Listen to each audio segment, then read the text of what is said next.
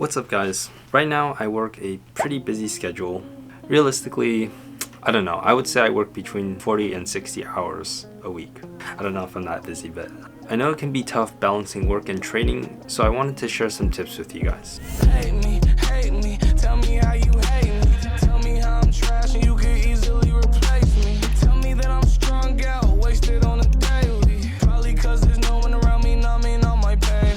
First, let's talk about the warm-up. I usually keep rest time very minimal for my warm-up sets, so I go from one exercise to the next. This could be stuff like just wrist clocks, rotator cuff work, pike push-ups, dead hang, scapula pull-ups, regular push-ups. All of that I just go from one exercise to the next, basically without resting. I'll try to keep my warm-ups specific to the exercises I'll be doing. So if I'm doing handstand on parallettes, I'm gonna use bend warm-ups so I can do wrist deviations. But if I'm training handstand on floor, I'll do wrist push-ups on the floor.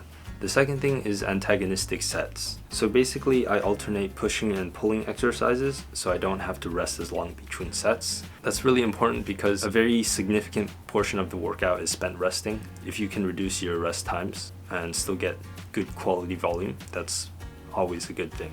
The third thing is specificity with exercise selection. Basically, since I don't have that much time to train, I'll choose 1 to 2 strength elements for push and pull, and then after that I'll just spend the rest of the workout doing accessories which have lower rest times.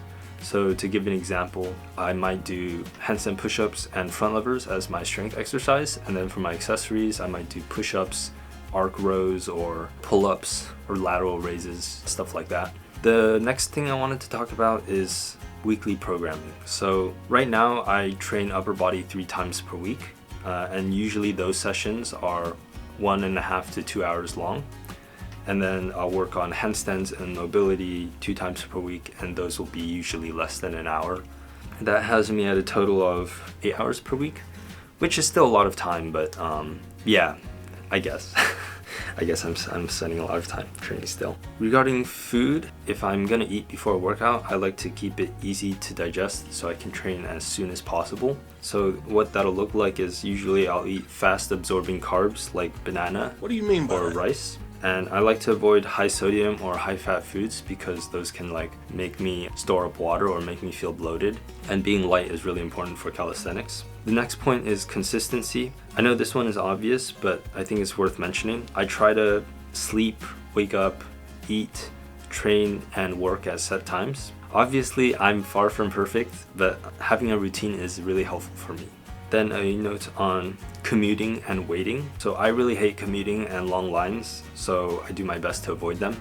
I don't like the idea of driving 30 minutes to a gym and then waiting for 30 minutes to like get access to gym equipment. So that's, one of the pros of calisthenics. You can use just pull-up bars or dip bars, and if you do use weights, usually just a couple of free weights. Now I have some work tips in terms of productivity or saving time, I guess. So this first one mainly applies to school, but I try to attend as many of my professor's office hours as possible because a lot of times my workflow gets stuck just because I have no idea how to solve a problem or something like that. So usually asking an expert saves me a lot of time. And the other thing is it's okay to take a break from certain things in order to prioritize others. So like earlier I posted a long list of like things that I technically do, right? But like for example, for my YouTube posting frequency, last time I posted was like 6 to 8 weeks ago because I don't have the time to flush out a video that I feel like would meet my standard, I guess. Ironically, that's actually kind of helpful for me because it gives me more time to plan my videos and keep things creative. My last tip for you guys is to take care of your well-being and recovery. Eat the foods that make you feel better, get good sleep, and if you ever have a bad day, there's a chance the next day could be better, so don't give up. Have a good one, guys.